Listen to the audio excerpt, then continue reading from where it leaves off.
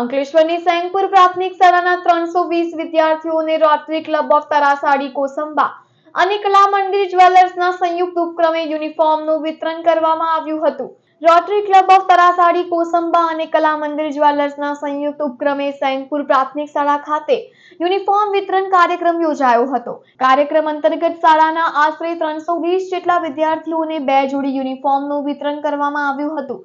વિદ્યાર્થીઓના ચહેરા પર ખુશી લાવવાના હેતુથી યોજાયેલા સેવાકીય કાર્યક્રમમાં વિદ્યાર્થીઓને શૈક્ષણિક ઉપયોગી યુનિફોર્મની કીટ અર્પણ કરવામાં આવી હતી.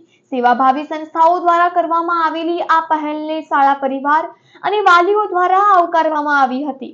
કાર્યક્રમ દરમિયાન ઉપસ્થિત મહાનુભાવો કલા મંદિર જ્વેલર્સના શરદ શાહ, સેંગપુર ગામના તાલુકા પંચાયતના સભ્ય સેજલસિંહ વાસિયા, સરપંચ રશ્મિકા વસાવા, રોટરી પ્રેસિડેન્ટ રઘુવીરસિંહ ઠાકોર એ શિક્ષણ સાથે સામાજિક સેવા અને જરૂરિયાતમંદ વિદ્યાર્થીઓને સહાય પૂરી પાડવાના મહત્વ પર ભાર મૂક્યો હતો.